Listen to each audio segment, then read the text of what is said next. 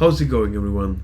Eulel Gonzalez again, and today we're going to take a look now at the React performance, specifically the section that is the suspense and transition. This is a model that is part of this course taught by Steve Kinney, the front-end engineer at Temporal, right? Where the idea here is to not only by looking at React, but in anything that you want to improve its performance, you need to know how that thing works first, as a way to then you can later on improve that. So that's exactly what we have done in the past 2 months, to look at that, understand how the React works behind the scenes, and then we can finally know, thanks to the techniques that Steve Kinney mentioned, how we can now write React components in the most performant way, therefore React applications. So this is part of this particular section from the course, React rendering, and how it's important to understand how that thing works. And because I take a look now at the React dev, we're not going to dive deep into this. That over the past 2 months, what I have done is to actually be able to understand each one of those topics, see what is the relationship, as well as the concept and terminology, and then when you need to actually write your UIs, see what is the recommended path that React promotes.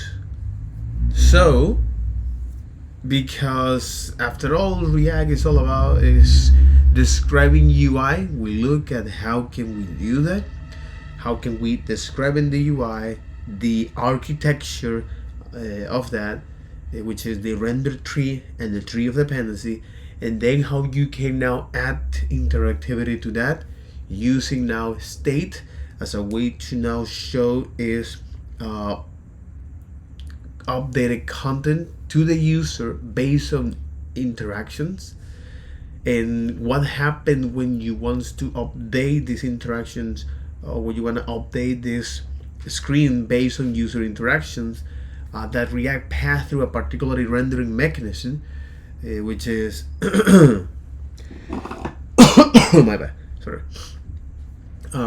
Which is the trigger, rendering, and commit phase, and what happened at each one of those stages.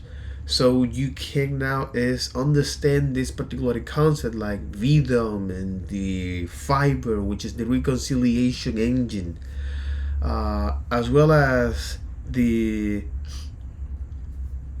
way of how you can now update your states, and how you can think of your state updates, and how you can now is update is not only primitive but also objects and array in your states by returning always a new state, and how you can now is now manage your states, especially if you want to create now more UI as a way to compose is a particular page, let's say the home page or any landing page, profile, edit, a table page, a dashboard page, and that kind of thing. How React now provide you some guidelines, especially as a way to how to think your UI state as how to think your UI change as a state change, and then how you can organize your state in a way that is quite convenient, or this state structure for you, and also the way of how you can now is pass state downs or share states across different components, and how we have now this concept of uncontrolled and controlled components, where the uncontrolled components is that any components that local states, the Uncontrolled components is any components whose local state, yep, who any component whose local state, sorry, any component whose main information is driven by its state or the local state, whereas this is for uncontrolled components. So the state leaving that component, and the uncontrolled or the control component is that when the state are derived from its props. So this distinction is just as a way that is useful of how to think your components when it comes to design them. For example, like forms. So, and also we look at how can we manage our state, or how can we now rely on the nature of React when it comes to preserve and reset the state when this is done. And also, how can we now is react to more inputs, or how we can make it our state update logic maintainable. Okay, so by using our reducer, which makes sense that the more inputs a particular state needs to react, the more it makes sense to use now a reducer. And what a reducer is, and what is the benefit of reducers, perhaps it is a little bit more boilerplate code that you need to write, but the trade-off is that you can now have much more certainty. You can manage your state update in a most maintainable way, as well as context. What is the end goal of context? What is the value proposition of context? And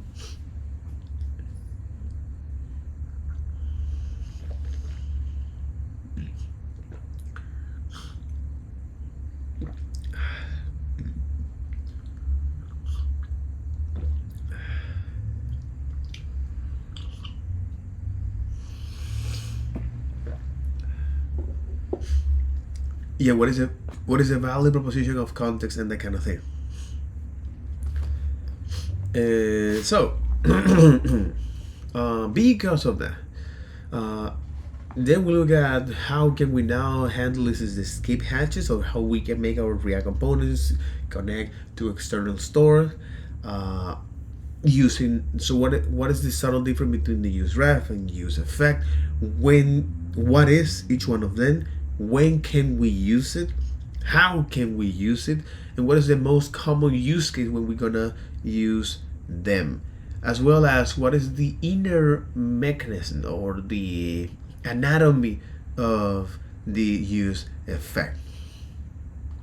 And how you can now, a lot of the time, reuse that logic across different components using custom hooks.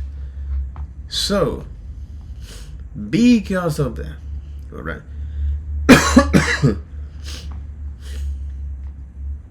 Yeah. So because of that, then we look at some of the tips that allow us to actually reducing re-rendering. So, for example, pushing the state down or pulling the content up with children. This is two particularly, and this is the natural way of how you can reduce rendering.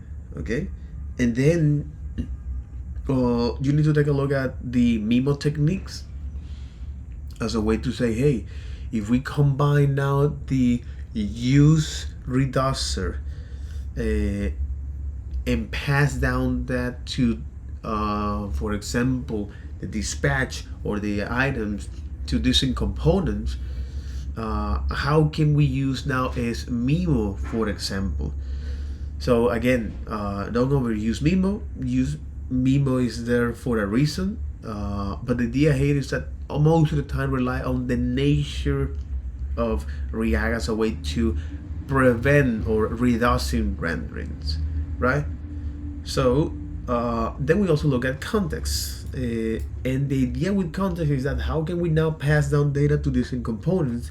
So by using reducers, a lot of the time to improve the performance of that, is by not only defining your context and provide them, but also the value that you're gonna put inside of your provider must be a unique value. Why is that? Because anytime that value change, and if you put an object, and if you compute that object on the fly, anytime you change that, or anytime the value change, it will cause to re-render to all of the components that use that particular state or context starting from the provider. So to prevent this, okay, how can we solve that? By creating additional contexts or by having multiple contexts. So you have now, especially if you're using Reducer for that, you have now a context for your dispatch, another context for your state. You put the less likely context, the less likely context to change on the top, and then at the bottom you put now all of this. And the idea here is prevent calling that unnecessary, right? So because of that, okay, because not only is enough with defining its multiple contexts, but also is the way of how you define your data structure as well. So this way of defining your data structure, that's why React say, hey, you should put in a state is flat objects. So avoid deeply nested objects, because anytime you change that, you will also going to perform some cascade effects. How is that? So for example, if a particular component, a list component, actually if a particular list component, the user component actually change, as a way to render all of the user here, what happened is that it also going to change that. So it also going to change all of the child components down there. So one way to solve this is by now normalizing this your state. Again, this is something that go beyond and further, and there are several libraries that allow you to do that, to avoid re-renderings. Okay, and I think that's quite interesting, and part of the reason why we're gonna take a look also at that as a way to understand how to normalize that, even though here in Redux they actually describe this. Which section here? Structuring Reducer. Okay, Redux logic and pattern. Exactly. Beyond combiners, combine reducers, splitting reducer logic, and initialize the state. Many applications deals with data that is nested on relational in nature. So for example, a block editor could have many posts. Each post could have many comments, and both posts and comments will be written by a user. Data for this kind of application might look like this. So hey, this is the blog post that you have now, the body, the comments, okay, and so on and so forth, right? And inside of each one of those comment, you also have his author as well. So notice that the structure of the data is a bit complex, and some of the data is repeated. So for example, the author here and the author there, right?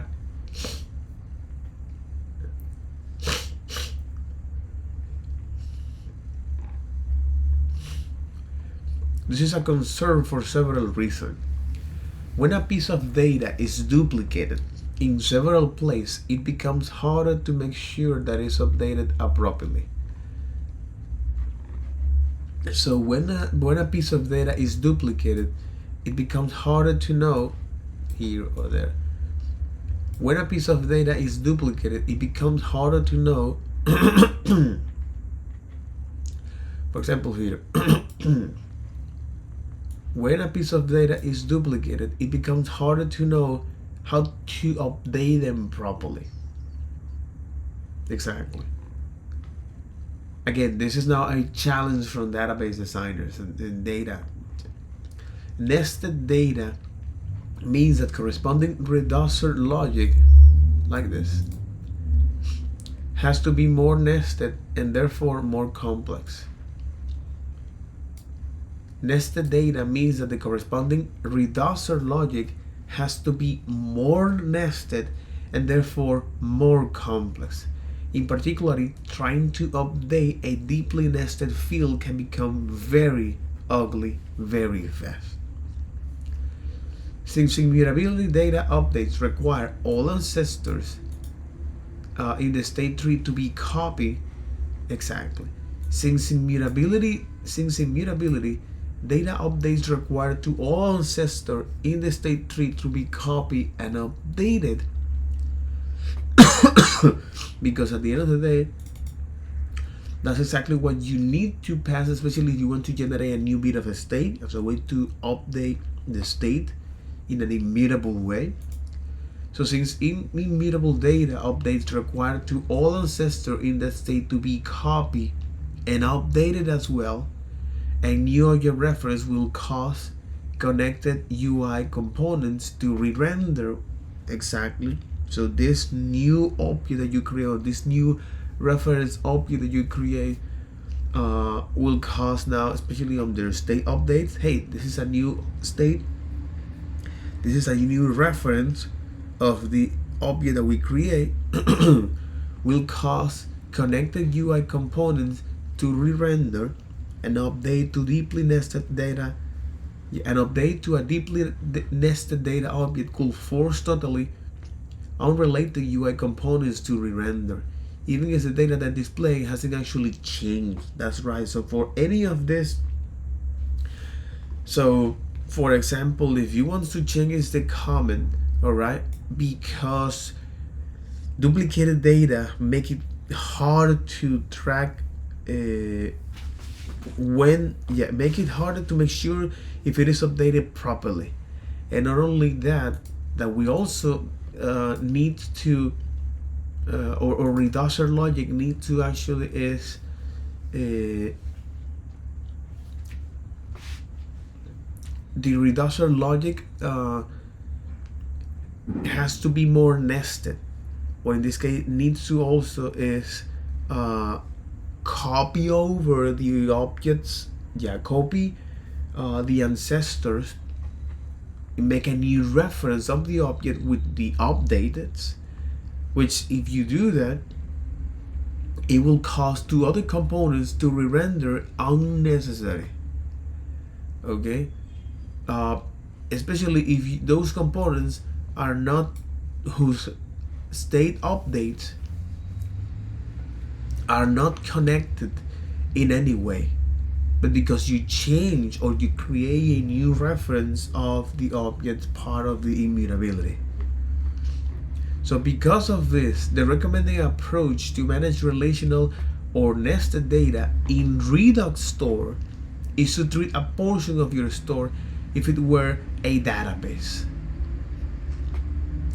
and keep the data in a normalized form. So let's go to treat now our data in our store as a database and normalize that. Designing a normalized state. The basic context of normalizing is that each type of data gets its own table in this state. Okay. Each type of data gets its own table in the state. Each data table should store the individual items in an object. Okay. Each data table should store the individual items in an object with the IDs of the items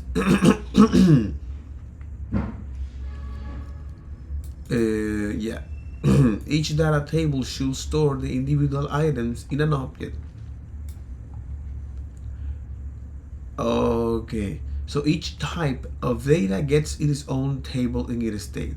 Okay, Each data type gets its own table on that. Okay. Each data type, okay, gets its own table in this state. And each data table should store individual items in the objects, which means is that an index with the ID of the items of the keys and the items themselves as a value. Pretty much like key value here. So the ID will be the key and the items themselves as a value. Any reference to individual items should be done by storing the item's ID. Okay, any reference to individual, pretty much like a database. Any reference to individual items should be done by storing the item's ID. Array of ID should be used to indicate ordering. And this is something we're going to use vastly as it is. An example of a normalized state structure for the block example above is that each one of the data get its own state. So you have now the post, the users, as well as a comment.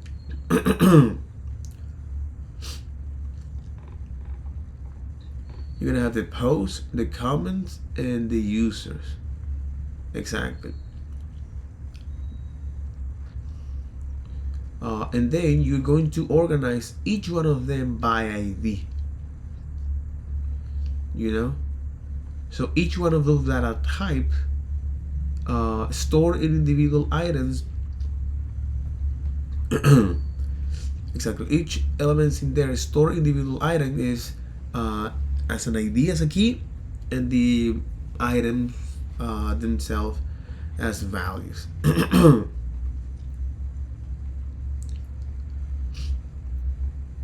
And any reference to individual objects. Okay.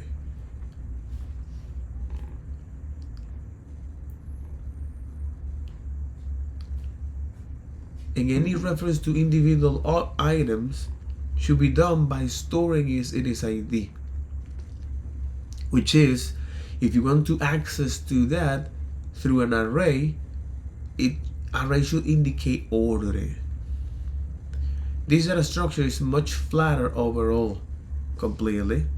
Yeah.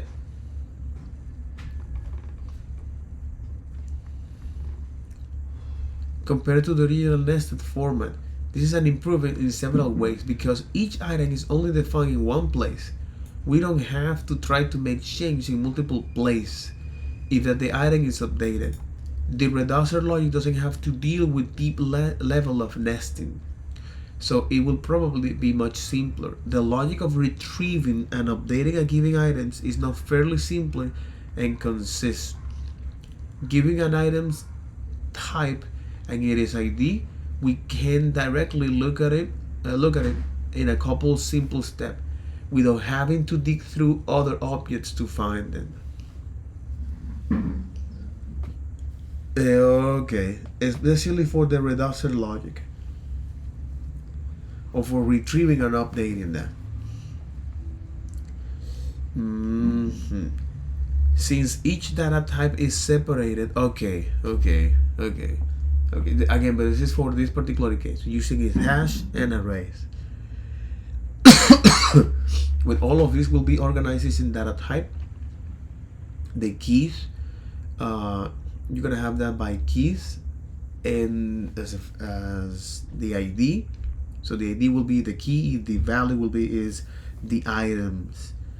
And if you want to access to individual elements, okay, any reference to individual items should be stored by its ID, so you can uniquely identify that. An array represents order. Since each data type is separated and updated, like changing the text of a comment will only require new copy of the comment by the comment portion of the tree. This will generally mean fewer portions of the UI that needs to update their data has changed. In contrast, updating a content in the original nested shape will have required to updating the comment objects, the parent post objects, the array of all the post objects, and likely have caused all the post component and comment components in the UI to re-render themselves. But because we can now identify them by ID, we can now is update that, and those components that use them can now finally update it properly. Okay, but the whole point of this, by normalizing your data, is that when you need to update your state, it is way much more easy by normalizing your data, aka by storing the data like in a database per index, followed by the data. So you can now make sure that when you update that particular table or data type, all of the other consumers, aka components in this case, now actually are going to update that properly. That's one. And we don't require to actually update our data. Exactly. And we don't require to update our data in different places. Okay. Because normalization, after all, is reduce duplicate and redundancy. Alright. You got a point.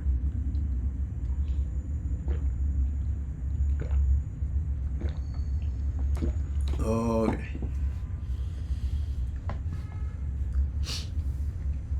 Alright. Organizing normalized data in state. Simple domain data 1.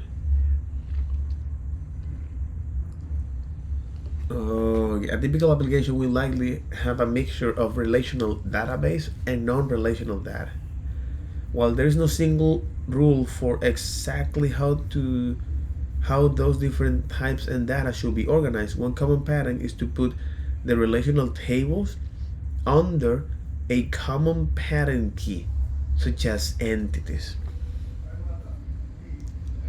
A state structure using this approach might look like this: simple domain data 1, simple domain data 2, entities in the UI. This could be expanded in a number of ways. For example, an application that does a lot of editing and entities might want to keep two sets of tables in the state. Okay. An application that does a lot of editing of entities might want to keep those set of tables in the state. One of the current items values, but when you want to now, so for example, an application that does a lot of editing of entity might want to keep two set of tables. Okay, you want to keep two set of tables in the state. One for the current item values and one for the work in process item value. Okay, if you're doing now this a lot of editing like it is. Okay. When an item is edited, its value could be copied into the work in progress section. That's right.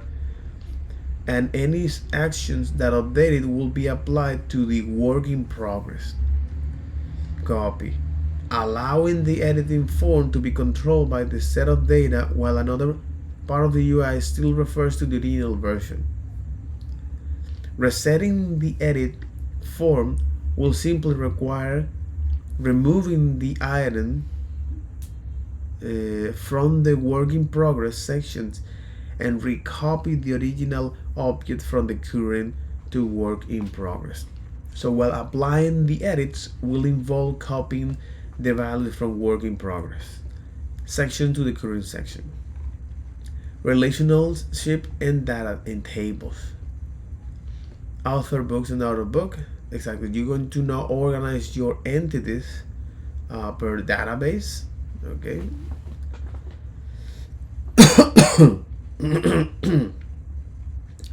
And then you go organize them by ID, all of your data types, and organize them by IDs. Operations like look up for a book by this author, look up this book, look at this book by this author,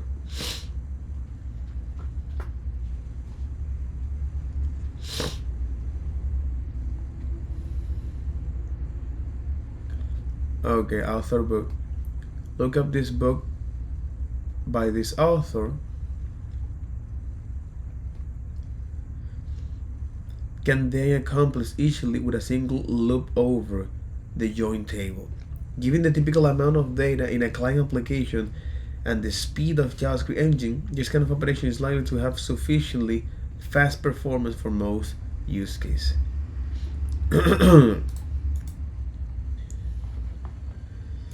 This is something important to understand, and the reason why a normalizing is no longer maintained.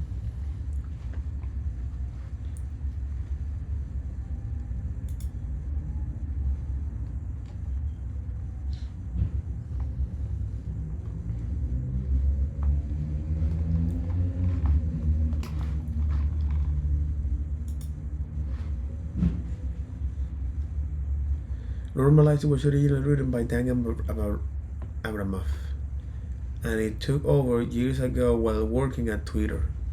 Oh, okay.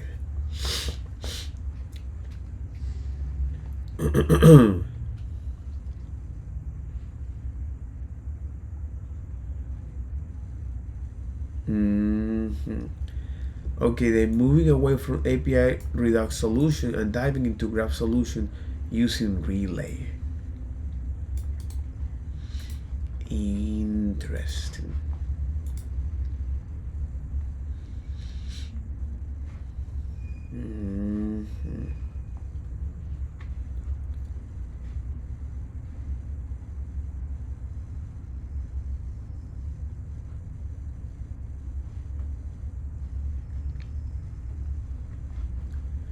Exactly. Graph and Relay. So, in other words, that is the reason why they don't actually is talking too much of that. Not only because that makes a lot of sense. This section is particularly deprecated from the author, since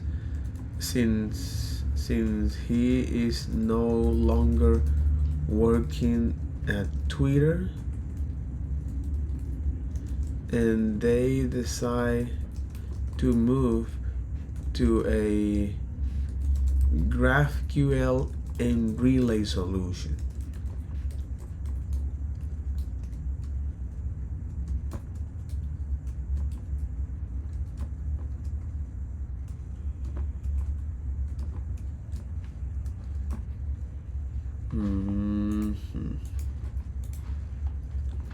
That's interesting.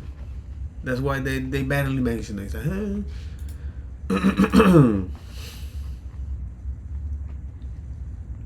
Okay.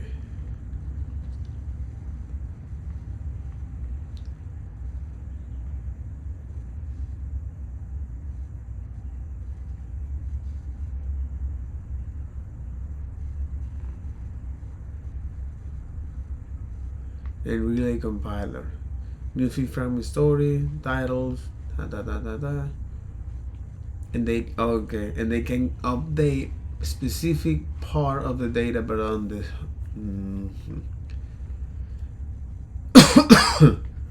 on the server.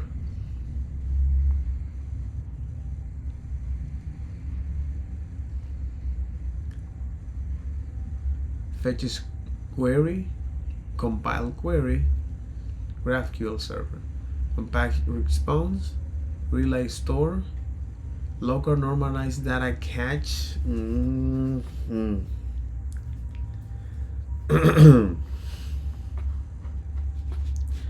Because the problem that they're solving is that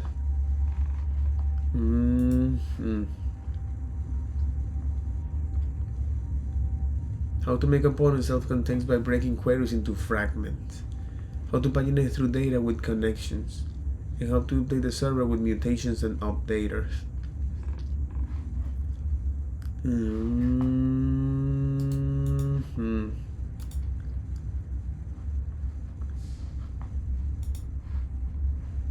Oh, wait, what?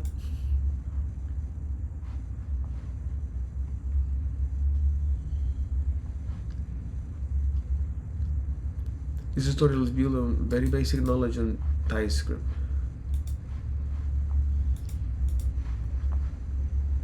Okay.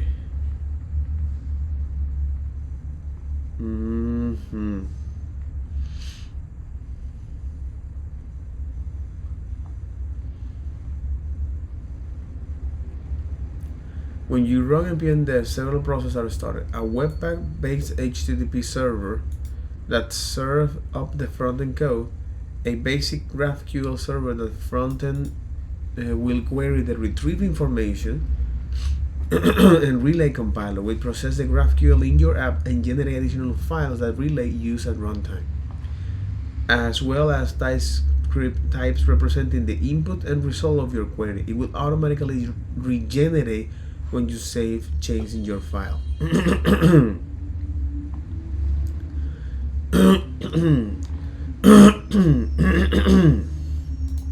Come on, man.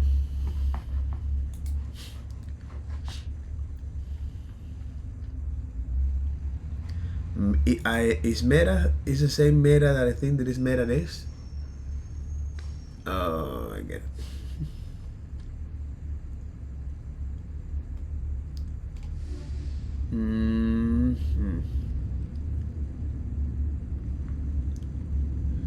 Relay graph. IntelliSense Relay compiler. Because the whole point of this is to now Relay is a data management library for React that lets you fetch and update data with GraphQL. It embodies years of learning to give you outstanding performance by default, while keeping your code stable and maintainable.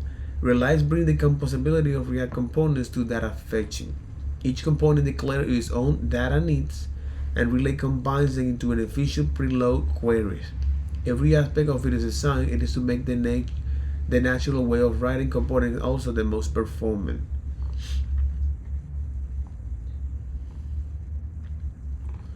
Declarative data, goal allocation and composability, prefetching, UI patterns. Relay implements loading state, pagination, refetching, optimistic update, rollbacks, and other common UI behaviors that are tricky to get right.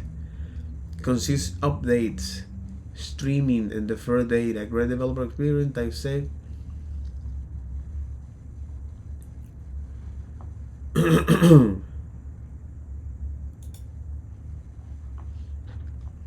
But this is the prerequisite.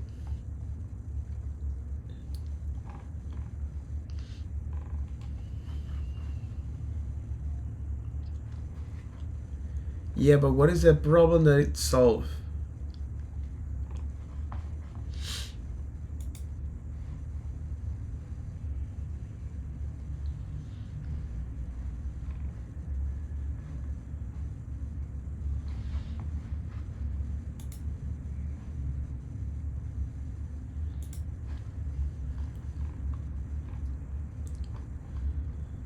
Oh, this was okay, it's meta.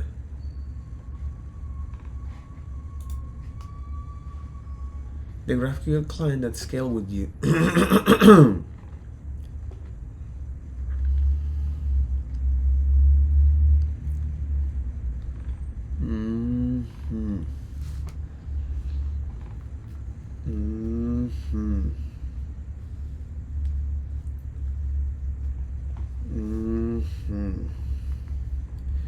Again, this is okay. Okay, this is quite interesting. This is great. There is a reason why they're using this relay, because they move up from this Redux solution to now a more GraphQL React solution.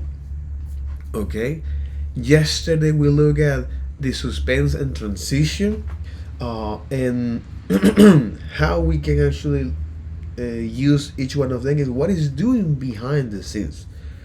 Okay, what is the problem that they actually solve in this?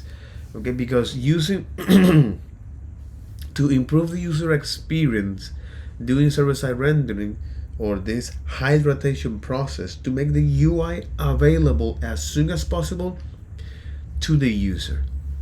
Okay. Okay. So because Suspense rely on or it unlock two features, and that is streaming HTML and selective hydration. Hydration is a process on which React now make an HTML and a JavaScript logic and tied to that as a way to provide now interactivity. So thanks to the render to pipe stream that actually is providing that. So with every suspense, you are creating a separate hydration process, similar to the effect. Whenever you create now an effect, the end goal of that is to start a new separate synchronization process. But here with the suspense, you are creating is a new separate hydration process, that when a user click on that process, as the React is now rendering all of that, or is actually hydrate the entire HTML.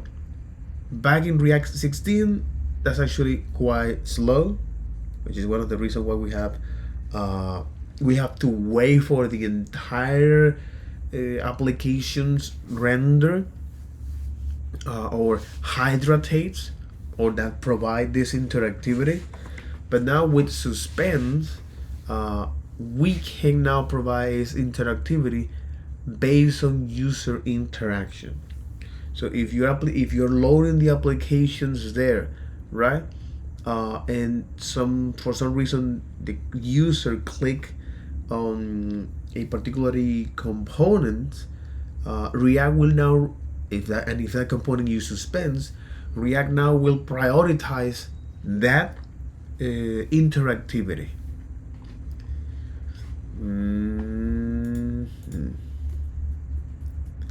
React now will prioritize that interactivity, and I think that's something quite interesting. Very, very interesting. Very, very interesting. Okay. All right. Okay. Makes sense. Makes a lot of sense. So, let's take a look at this course. Okay.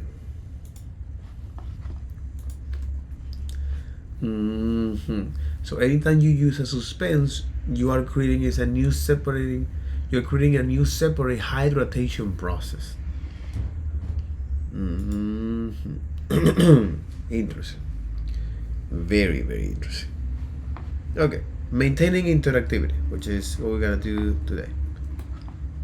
But at the end, why not? Go out with a bang. So this is one of the newest APIs in React 18, and like, if Suspense is one where it's like, you know, either like background fetching, getting ready to load a route, stuff along those lines, is like a great way to like build a strategy around it. This one is definitely like, if you need it, right? It's not like, I would not, but it's a powerful concept that solves a bunch of issues. Which is, so I've got this like large list. It's got 10,000 items. It's, you know, filtering and sorting them. It might be intentionally slowed down a little bit because it's a very fancy MacBook. And then if you throttle your computer, you get it nice and painful, right? Like, it's big, and like sometimes it is like there's an example that they use in the docs. Actually, it's like one of those things that does like a whole network graph and like shows you all the related nodes and like charts out an entire thing. There are tons of times where there is something that it is computationally expensive, right? Sometimes it's like, all right, let's like whip it out to like a web worker and stuff like that. But that comes with its own sets of problems, right? There's some things that you can't necessarily do, right? There's sometimes what your infrastructure will constrain you on, right? Like there are lots of different like trade-offs that you have to make. And one of the problems like earlier in like React 17 and before is that like when you triggered a render, it was synchronous. It's still synchronous, but like it would trigger and it would go through, and like if it was blocking, we had a problem, right? And one of the things that the concurrency model in modern React and React 18 and later brings is at least this idea, and I kind of mentioned this in the beginning, of, well, if everything's urgent, then nothing is, and if nothing's urgent, then everything is, right? And so really one of the most like core things that it brings is like this idea, it's not that you can say that this is urgent, but you can say that something else is not urgent. Right? And this was actually like, there was a really great question at the beginning of like, should we debounce inputs all the time, right? And it's like, there's nuance to that question, right? There's a lot of stuff, like, should you debounce the network calls that an input makes? Yes. Right? Like, especially if they're typing a lot in a field, like, you don't want to slam the server, you might get 429, right? Like, there's lots of reasons why you could do that. If you're going to filter a large list of 10,000 things, you might choose to debounce it, right? But with a lot of the ways that our hooks are working of like, oh yeah, this like triggers this thing and then effect goes off and stuff along those lines, like that can get a little bit gnarly as well. And the idea that React itself, like once it starts, doesn't really like have a great way to handle things. And this is part of the reason why the concurrency model in React 18 exists, right? And it's this idea to say like, non-urgent things can and should be either paused, stopped, thrown away if a new urgent thing comes in, and so that we can prioritize that not all user actions and not all events and not all state changes are created equal, right? And then we can say like, these things are important but less important. So like if I go back to this example over here, this is like literally, because we had that great question, we talked about this a little bit in the beginning, it makes my job easier now. Like showing the user feedback that they typed in the box, critical. Mm-hmm. Right, about this a little bit in the beginning, it makes my job easier now. Like showing the user feedback that they typed in the box.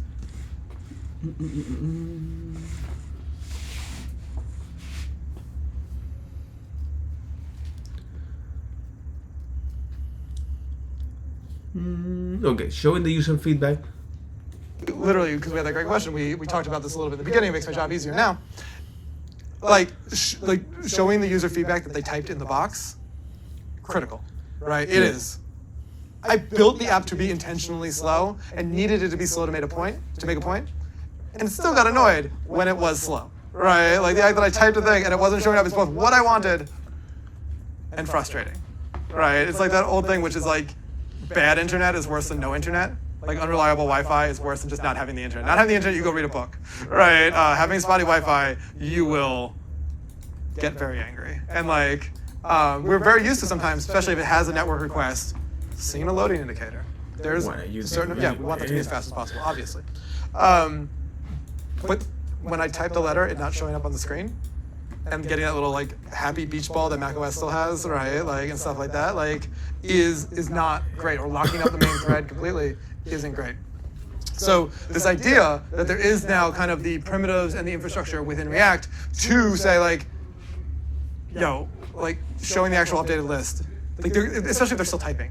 Like it's not even like, it's not important to show them the thing they asked for. It's saying like, actually catching the characters and getting them there is probably more important, and like kind of building out some of the primitives to like cancel stuff, so on and so forth, right? And like some of the, like this is not like, this stuff has to exist. We did a course on like ArcsJS a while back, and like in observables there is this concept of like cancellation and doing all sorts of things. You just like ignore that. We moved on to this new version. They typed a letter again, abandon that stream, shift over to the next one. Like these ideas exist. They just weren't fundamentally in the like 2013 version of React. Right? And like, how do you also, like, it's one thing to then do them fresh, but then also how do you like migrate and keep, how do you not rewrite React in the process, like, or at least like, fundamentally an API level framework, so on and so forth, right? And so we have a lot of this now in React 18, and like we'll show it in this example, and it's like definitely like, exactly, that's a good. Should you immediately go and find that's a good example. I don't know if you can see this. No, exactly. So some point. But the whole point of this is that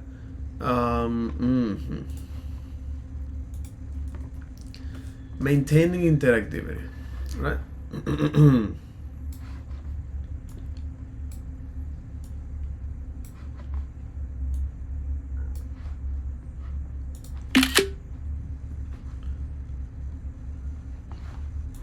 Okay.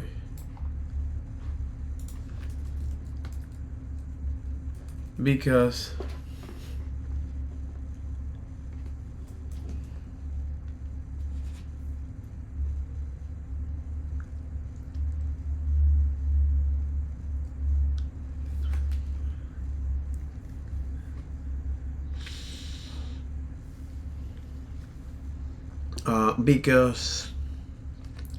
when you have okay, and I think this is quite interesting.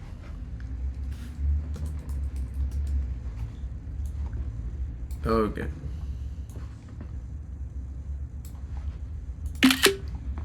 All right. Because when you have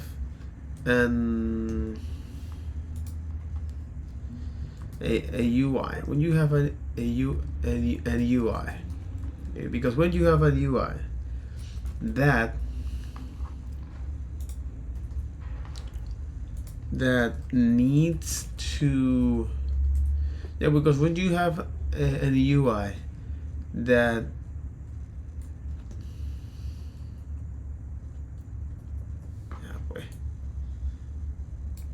because when you have an UI that needs to reply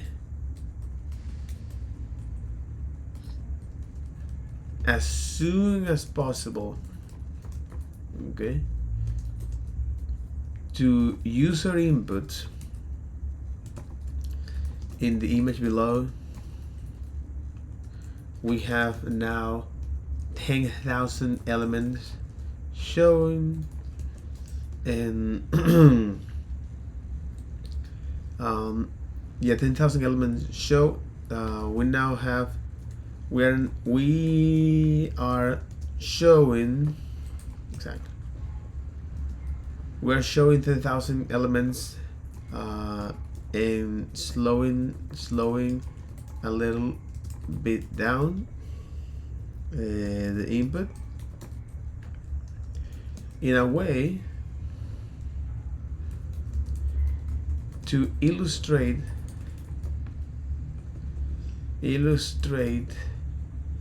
the important reason for Facebook, or aka Meta, formerly known as Meta, right? So Meta,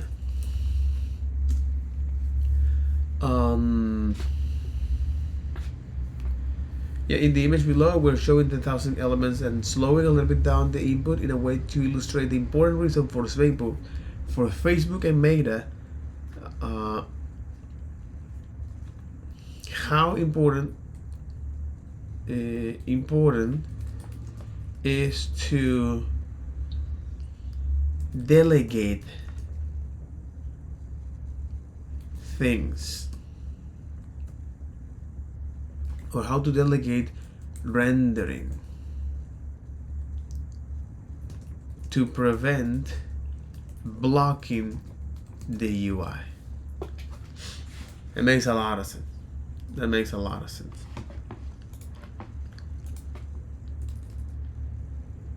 It's quite slow.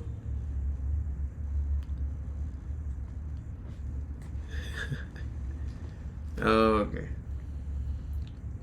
Okay, there is a lot of application here that they need to pass through that. It will be a problem. Everyone's like debating about a whole bunch of terrible solutions, and you'll be like, all right, you'll be the hero of the day. There are two kind of new hooks. One of them, they're hooks, even though the first one says start transition, comes out of the useTransition hook. Using the metaphor of use callback and use memo is a great way to think about this, right? One of these is like, this function I'm about to run is not urgent. The other one is like, you would put in a dependency array for something else, which is like, if you depend on that value, know that it's expensive and you should hold off, right? If there's nothing going on, yeah, go for it, do it, right? But like, because an expensive function that's running while the user's not doing anything, it's fine, right? Like there's set idle callback in the browser, right? Like doing expensive stuff is not the problem. It's doing expensive stuff at the expense of like having a performant UI, right? And so like waiting until some downtime to then do the expensive things is the way forward. So I'm going to spin up the app, and we're going to do both, and I'll show you them. But it's basically a way to then say, hey, immediately update the input field, but like wait until some downtime to do the expensive thing, right? And this one's so bad that if you catch it at the wrong moment, you can still recreate something like, but you will see it become like noticeably better. So let's kind of take a look at that. Spin it up.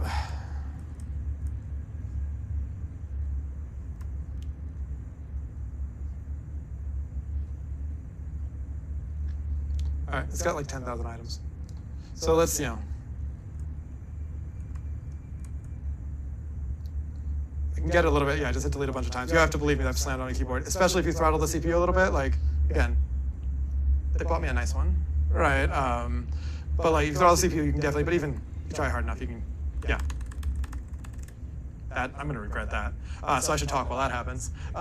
It is going through this big list. It is trying to sort it or filter it. I almost added sorting too, and I thought enough was enough, right?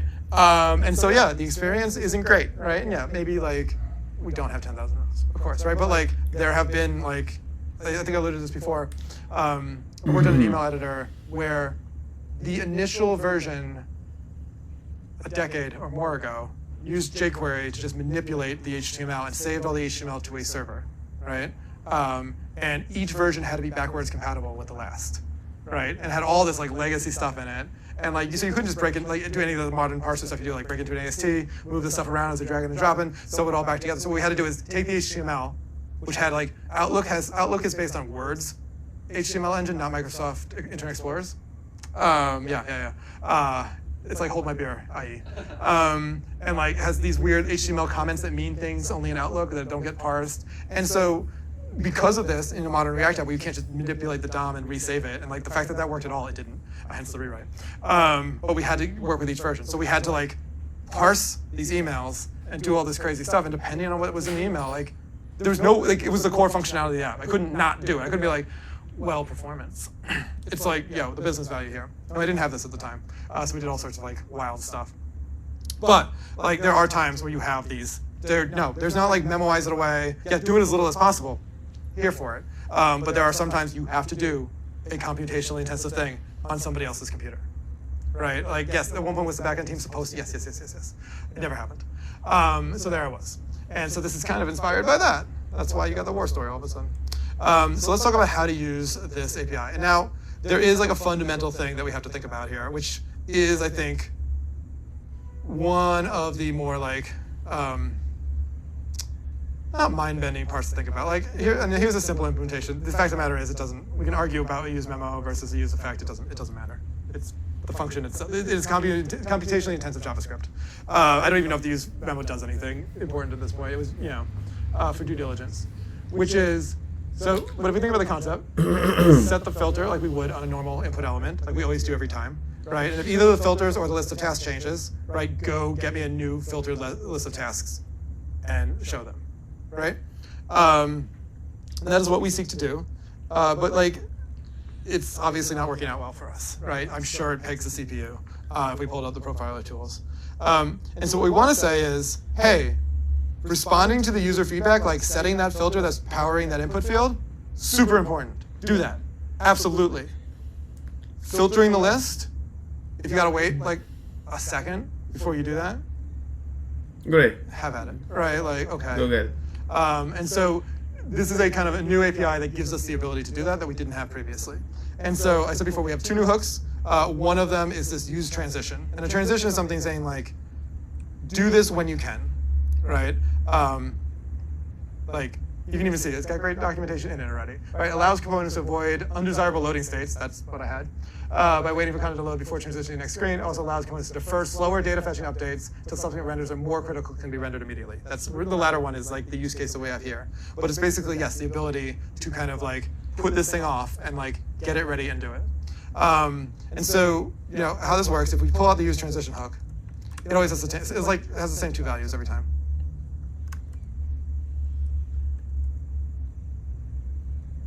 All right, useTransition, and we get two things. Is pending. That's a Boolean value. And you know why it's great? That means your thing is happening, or your thing is at least queued, and you can show a loading indicator, right? Like this is when we're talking about like with like suspense data fetching, like and we seek to have these things. Like you see, these are some of the primitives. Like yes, it is. Your thing is happening, and it will automatically turn that Boolean to false when you are done, right? And then we say start transition. Awesome. And so now it is like, this one is when I said like, one was like kind of like use callback, one was kind of like use memo. This one is more like the use callback, which is like, hey, I'm going to give you a function to run, like when it's a good time to do that.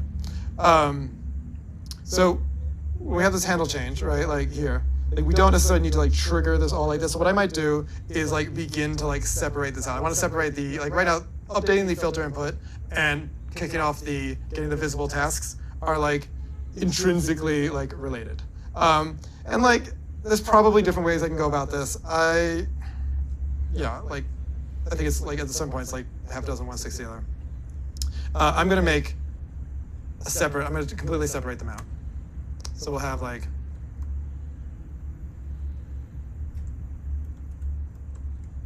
there we go. Because like if we make them happen at the same time, they're bound together, right? So like if I want to say one is important and one is not, they have to be different concepts.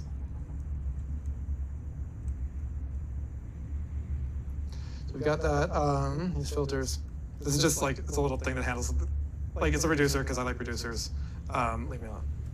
That has like, because it's got the drop downs and there's 3 different fields, it manages it all to one thing. But you can look at the hook, it's just an abstraction of a use reducer. Cool, so we've got that in place. So we've got this idea of the filter inputs, and we can kind of use that as well. We got this idea of the filter input. And we will put those in there at one point. Cool.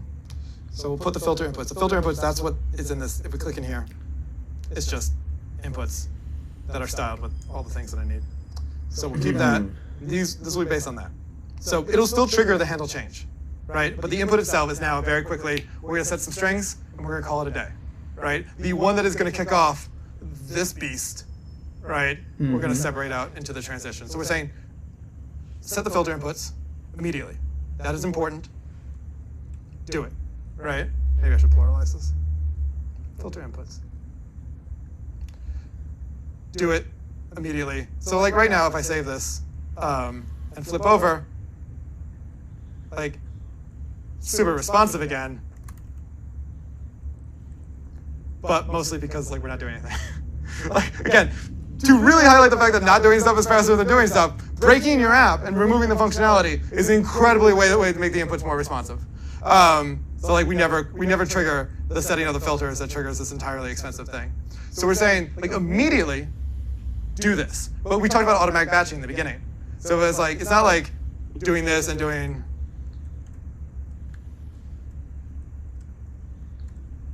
like, well, first we'll set the inputs and we'll get all that feedback we wanted, and then we'll do the expensive thing, right? No, we talked about this. We talked about this in the beginning. It always batched in event handlers, right? I guess maybe previously you could have tried to do some like tomfoolery with a set timeout and a dance with loading and like hope that they weren't typing when your timeout came due, right? And like, could you get like 20% of the way there with like a set timeout and then have the other 80% of complexity of like canceling and like throwing away updates and having like race conditions? You totally could. So this won't work because like they batch. You've now just have a more complicated version of the same thing you originally had. What we want to say is like, yo, put this on your list, do it, but like responding to our user, that's the most important thing. So we go ahead and we say, start transition. Give it an anonymous function, because if you don't, we saw how that bit us, right? It's all like coming together. And we'll go ahead and we will kick that off like when it chooses to. And then we have one final thing, which is we got a new friend here. Right, and I did not make a pretty loading component like I did last time. So we'll just do a simple one here. Should it do? Exactly, it's to start a transition. So if this thing which is expensive, hey, when it is ready, so don't block the main thread. And when it is ready, okay, it's gonna use it. Oh, that feels appropriate. So we'll say this, and again, like these APIs are, both the Suspense one was not, there's a conceptual weight to it, right? But the actual, the typey part, unlike some of the other stuff with like, some weird how like threading dispatch through, tedious, annoying, get lazy loading for your components, not so bad. There's a conceptual weight to this, but the actual API is, I think, shockingly like elegant, right? So yeah, state updates caused inside the callback are allowed to be deferred. Absolutely. If some state update caused a component to suspend, as you can see, this is kind of related to that, some of the other suspend stuff. The state should be wrapped in a transition, right? Like, cool. All right, so now we try it out. I mean, nothing matches that, but you can see typing is great. The expensive thing is still happening. I get, that loading indicator, like when it's running, and like it automatically like pulls it up and tears it down for me, which is incredible, right? And it's all like kind of baked into React 18. Now you do have to be using, create root and all the rest of that kind of stuff, but the idea that you kind of get these primitives for those cases where no amount of tweaking and caching memory is working. Like, I have an expensive thing, it needs to happen, but I still also need to prioritize user inputs. Like, these are things that did not exist prior to this, and they are things that exist now. All right. Okay. So, real quick, let's just look at the opposite. So okay. So because the value proposition of that. Okay, because the value proposition of this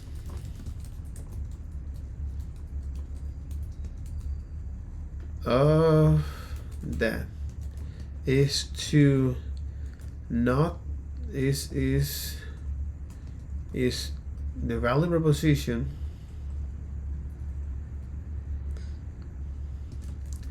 if you need a critical piece of UI, not if you need a critical piece of UI to be non-blocking,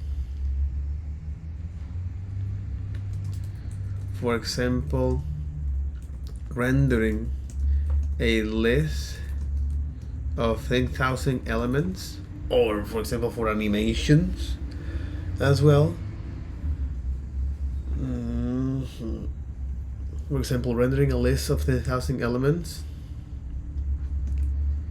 based on user input, search, based on user input search, you might want to consider use transition. Okay. Alright, so that'll be all for this video. Take care. Bye bye.